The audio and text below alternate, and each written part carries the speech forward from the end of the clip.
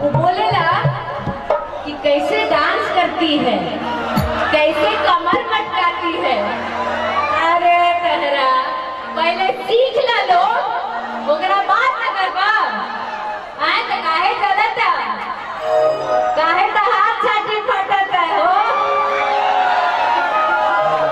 हम जो भी कर रहे हैं वो आप लोग के लिए कर रहे हैं और डरती नहीं हूँ मैं, करती रहूंगी।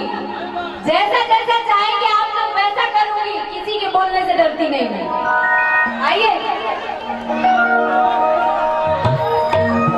कितने लोग यहाँ कॉलेज में पढ़ते हैं, कितने लोग स्कूल में पढ़ते हैं और कितने लोग कॉलेज से रिटायर हो चुके हैं फिर भी समझते हैं कि अभी मैं कॉलेज में ही हूँ।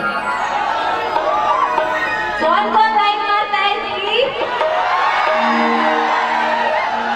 हम जानता नहीं, हम जानता नहीं। एक्सपायरी डेट भी लाइन मारते हैं लोग, मारते हैं ना।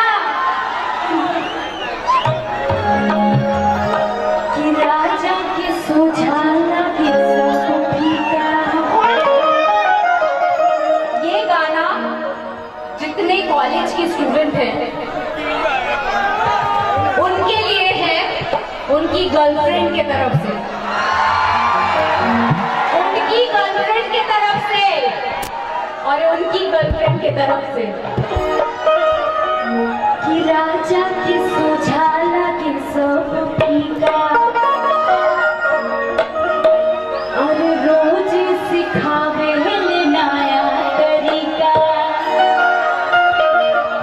कि राजा के सुझाला के सब पीका और रोज सिखावे नया तरीका। कि गजब सवाद मिले किसमें, कि गजब सवाद मिले किसमें, किसमें।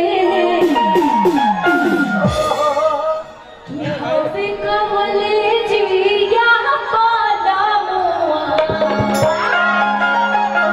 कि हवे कॉलेज यहाँ पाला मुआ। अब बोलिया बोले ले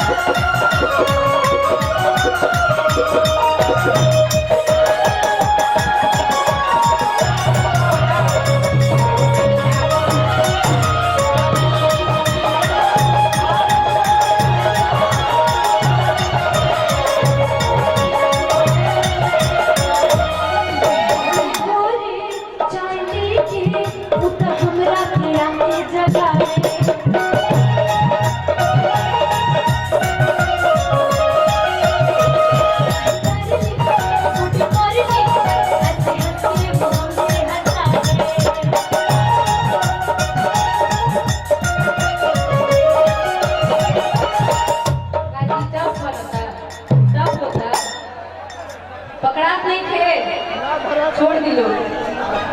अच्छा सुनिए।